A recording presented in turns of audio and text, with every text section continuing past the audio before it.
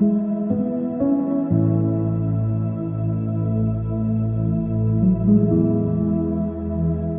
ಕ್ರಿಸ್ತನಲ್ಲಿ ಪ್ರೀತಿಯುಳ್ಳ ದೇವಜನರೇ, ನಿಮ್ಮೆಲ್ಲರನ್ನ ಈ ಪರಿಶುದ್ಧ ಬೆಳಗಿನ ಜಾವದಲ್ಲಿ ತುಂಬು ಹೃದಯದಿಂದ ವಂದಿಸುವನಾಗಿದ್ದೇನೆ. ಕರ್ತನ ಈ ಕೃಪೆ ದಿವಸವನ್ನ ಆತನ ಮಹಿಮೆಗಾಗಿ ಕಳೆಯುವುದಕ್ಕಾಗಿ ನಾವು ಯೇಸುವಿನ ಮಾದರಿಯ ಜೀವಿತವನ್ನ ನಾವು ನೋಡ್ತಾ ಇದ್ದೇವೆ. ನಾವು ಆತನನ್ನೇ ಅನುಸರಿಸಿ ನಡೆಯಬೇಕೆಂಬುದಾಗಿ ಆತನು ಈ ಭೂಮಿಯ ಮೇಲೆ ನಮಗೆ ಮಾದರಿಯನ್ನು ತೋರಿಸಿ ಹೋದನು ಎಂಬುದಾಗಿ ನಾವು ಅನೇಕ ವಾಕ್ಯಗಳ ಮೂಲಕವಾಗಿ ನೋಡಿಕೊಂಡಿದ್ದೇವೆ. ನಾವು ಕೆಲವು ಸಂದರ್ಭ ನಮ್ಮ ಕಷ್ಟಗಳಲ್ಲಿ, ಬಡತನಗಳಲ್ಲಿ, ಸಮಸ್ಯೆಗಳ ಮಧ್ಯದಲ್ಲಿ ನಾವು ಆ ಯೇಸುವನ್ನು ದೃಷ್ಟಿಸಿ ನೋಡುವುದಕ್ಕೆ ಮನಸ್ಸು ಮಾಡ್ತಾ ಇರುವುದಿಲ್ಲ. ಯೇಸು ನಮಗೆ ಸಕಲ ವಿಷಯಗಳಲ್ಲಿ ಆತನು ನಮಗೆ ಮಾದರಿಯಾಗಿದ್ದಾರೆ ಎಂಬುದಾಗಿ ನಾವು ನೋಡ್ಕೋತೇವೆ. ಇಬ್ರಿಯರು ಬರೆದ ಪತ್ರಿಕೆ 2ನೇ ಅಧ್ಯಾಯದ ಅಲ್ಲಿ 14ನೇ ವಚನದಿಂದ ನಾವು ನೋಡುವಾಗ, ಇದಲ್ಲದೆ ಮಕ್ಕಳು ರಕ್ತ ಮಾಂಸಧಾರಿಗಳಾಗಿರುವುದರಿಂದ ಆತನು ಅವರಂತೆಯೇ ಆದನು. ತನ್ನ ಮರಣದಿಂದಲೇ ಮರಣಾಧಿಕಾರಿಯನ್ನ, ಅಂದರೆ ಸೈತಾನ್ನ ಅಡಗಿಸಿ ಬಿಡುವುದಕ್ಕೂ ಮರಣದ ಭಯದ ದೆಸೆಯಿಂದ ತಮ್ಮ ಜೀವಮಾನದಲ್ಲೆಲ್ಲ ದಾಸತ್ವದೊಳಗಿರುವವರನ್ನ ಬಿಡಿಸುವುದಕ್ಕೂ ಅವರಂತೆಯೇ ರಕ್ತ ಮಾಂಸಧಾರಿಯಾದನು. ಪ್ರಿಯ ದೇವಜನರೇ, ಇಲ್ಲಿ ಬಹಳ ಪ್ರಾಮುಖ್ಯವಾದಂಥ ವಿಷಯವನ್ನ ಪವಿತ್ರಾತ್ಮ ನಮಗೆ ಕಲಿಸಿಕೊಡುವುದನ್ನು ನಾವು ನೋಡಿಕೊಳ್ತೇವೆ. ಯೇಸು ಸಕಲ ವಿಷಯಗಳಲ್ಲಿ ರಕ್ತ ಮಾಂಸಧಾರಿಗಳಾದ ನಮ್ಮಂತೆಯೇ ತಾನು ಆದನು.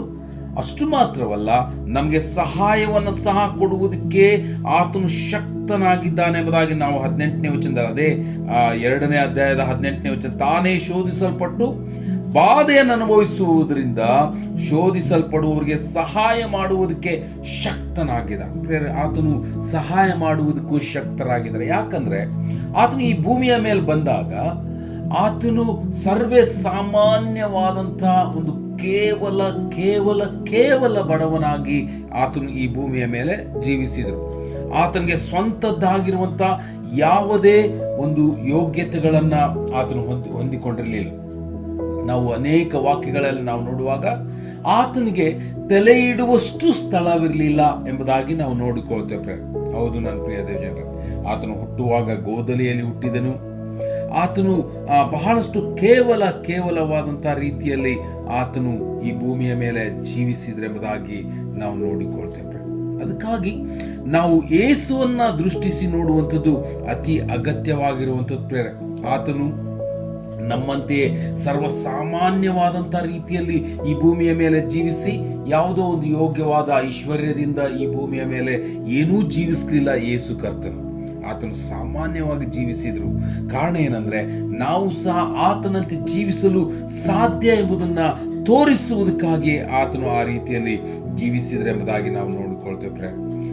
ಈ ಕಾರಣ ನಾವು ಯೇಸುವನ್ನ ದೃಷ್ಟಿಸಿ ನೋಡುವುದಕ್ಕೆ ಮನಸ್ಸು ಮಾಡಬೇಕು. ಅವಾಗ ನಮ್ಮ ಜೀವಿತದಲ್ಲಿ ನಾವು ಆತನಿಂದ ಸಹಾಯವನ್ನು ಹೊಂದಿಕೊಳ್ಳುವುದಕ್ಕೆ ಸಾಧ್ಯ.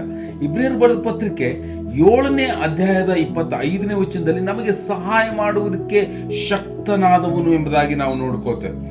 25ನೇ ವಚನ, ಆದ ಕಾರಣ ಆತನು ತನ್ನ ಮೂಲಕ ದೇವರಿಗೆ ಬಳಿಗೆ ಬರುವವರನ್ನ ಸಂಪೂರ್ಣವಾಗಿ ರಕ್ಷಿಸುವುದಕ್ಕೆ ಶಕ್ತನಾಗಿದ್ದಾನೆ. ನೋಡ್ರಿ, ಅಂದ್ರೆ ಆತನು ನಮ್ಮನ್ನ ರಕ್ಷಣೆ ಮಾಡುವುದಕ್ಕೆ ಶಕ್ತನಾಗಿದ್ದಾನೆ. ಈಗಲೂ ನಮಗೋಸ್ಕರ ಆತನು ಪ್ರಾರ್ಥಿಸುವವನಾಗಿದ್ದಾನೆ, ನಮಗೋಸ್ಕರ ಹಿತಚಿಂತಕನಾಗಿದ್ದಾನೆ, ನಮ್ಮನ್ನು ರಕ್ಷಿಸುವುದಕ್ಕೆ ಆತನು ಸಿದ್ಧನಿದ್ದಾನೆ ಎಂಬುದಾಗಿ ನಾವು ವಾಕ್ಯದ ಮೂಲಕವಾಗಿ ನಾವು ನೋಡ್ಕೊಳ್ತೇವೆ. ಅದಕ್ಕಾಗಿ ಯೇಸುವನ್ನ ನಾವು ಕೇವಲ ದೂರಿನಿಂದ ನೋಡುವುದಷ್ಟೇ ಅಲ್ಲ ಪ್ರಿಯರೇ, ಆತನ ಸಮೀಪದಲ್ಲಿ ನಾವು ಹೋಗುವಾಗ ಕರ್ತನು ನಮ್ಮನ್ನ ಬಹಳಷ್ಟು ಪ್ರೀತಿ ಮಾಡ್ತಾನೆ. ಯೇಸು ಯಾವಾಗಲೂ ಪಾಪಿಗಳನ್ನ, ಅಂದ್ರೆ ಆತನಂತೆ ನಡೆಯುವುದಕ್ಕಾಗಿ ಮನಸ್ಸು ಮಾಡುವಂತ ದೇವರ ಮಕ್ಕಳನ್ನ ಬಹಳಷ್ಟು ಲಕ್ಷ್ಯ ಕೊಟ್ಟು ಅವರನ್ನ ರಕ್ಷಿಸುವುದಕ್ಕೆ ಆತನು ಯಾವಾಗಲೂ ಸಿದ್ಧನಾಗಿದ್ದಾನೆ ಎಂಬುದಾಗಿ ನಾವು ನೋಡ್ಕೋತೇವೆ.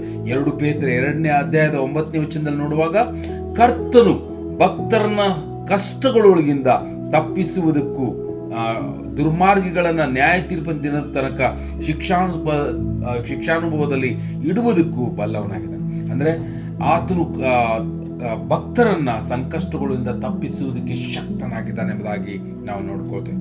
ಪ್ರಿಯರೇ, ಈ ಕಾರಣ ನಾವು ಯೇಸುವಿನ ಬಳಿಗೆ ಹೋಗೋಣ. ಈ ಭೂಮಿಯ ಮೇಲೆ ಅನೇಕ ಕಷ್ಟ ಸಂಕಷ್ಟಗಳು ನಮ್ಮನ್ನ ಹಾದು ಹೋಗ್ತಾ ಇರ್ತವೆ. ಬಡತನ, ಒಂದು ವೇಳೆ ಸಮಸ್ಯೆಗಳು ನಮ್ಮನ್ನ ಎದುರಿಸ್ತಾ ಇರಬಹುದು ನನ್ನ ಪ್ರಿಯರೇ, ಆದರೆ ನಮಗೋಸ್ಕರ ಹಿತಚಿಂತಕನಾದ ಯೇಸು ಒಡೆಯನು, ನಮ್ಮಂತೆ ನಿಮ್ಮಂತೆ ಈ ಭೂಮಿಯ ಮೇಲೆ ನಡೆದಾತನು, ಆತನು ನಮಗೆ ಯಾವಾಗಲೂ ಕರೆ ಕೊಡುವುದೇನೆಂದ್ರೆ, ನನ್ನ ಬಳಿಗೆ ಬನ್ರಿ, ನಾನು ನಿಮ್ಮನ್ನ ರಕ್ಷಿಸ್ತೇನೆ, ನಾನು ನಿಮಗೆ ಸಹಾಯ ಕೊಡ್ತೇನೆ, ನಾನು ನಿಮ್ಮನ್ನ ಆಧರಿಸ್ತೇನೆ ಎಂಬುದಾಗಿ ಕರ್ತನು ಯಾವಾಗಲೂ ನಮಗೆ ಹೇಳುವುದನ್ನ ನಾವು ನೋಡ್ಕೋತೀವಿ. ಇಬ್ರಿಯರ ಬರೆದ ಪತ್ರಿಕೆ 13ನೇ ಅಧ್ಯಾಯದ 5-6ನೇ ವಚನದಲ್ಲಿ ನೋಡುವಾಗ, ನಾನು ನಿನ್ನನ್ನು ಎಂದಿಗೂ ಕೈ ಬಿಡುವುದಿಲ್ಲ, ಎಂದಿಗೂ ತೊರೆಯುವುದಿಲ್ಲವೆಂದು ದೇವರು ತಾನೇ ಹೇಳಿದ್ದಾನೆ. ಆದ್ದರಿಂದ ಕರ್ತನು ನನ್ನ ಸಹಾಯಕನು, ಭಯಪಡೇನು, ಮನುಷ್ಯನು ನನಗೆ ಏನು ಮಾಡನು. ಆತ ನಮ್ಮ ಸಹಾಯಕನಾಗಿದ್ದಾನೆ, ನಮ್ಮನ್ನು ಬಲಪಡಿಸ್ತಾರೆ, ನಮಗೆ ಸಹಾಯ ಕೊಡ್ತಾರೆ. ಅದಕ್ಕಾಗಿ ಯೇಸುವಿನ ಸಮೀಪಕ್ಕೆ ಹೋಗೋ ನಮ್ಗೆ ಎಂಥ ಸಮಸ್ಯೆಗಳು ಬಂದರೂ ಆತ ನಮ್ಮನ್ನ ರಕ್ಷಣೆ ಮಾಡುವುದಕ್ಕೆ ಸಿದ್ಧನಾಗಿದ್ದಾನೆ. ಆದ ರೀತಿ ಈ ಕಾರಣ ನಾವು ಕರ್ತನ ಸನ್ನಿಧಾನದಲ್ಲಿ ನಮ್ಮನ್ನು ತಗ್ಗಿಸಿಕೊಂಡು ಆತನಂತೆ ನಡೆಯುವುದಕ್ಕೆ ನಮ್ಮನ್ನು ಒಪ್ಪಿಸಿಕೊಂಡು ಆ ರೀತಿಯಲ್ಲಿ ಆಗುವಂತ ಕರ್ತನ ನಿಮ್ಮನ್ನು ಆಶೀರ್ವದಿಸಲಿ. Thank you.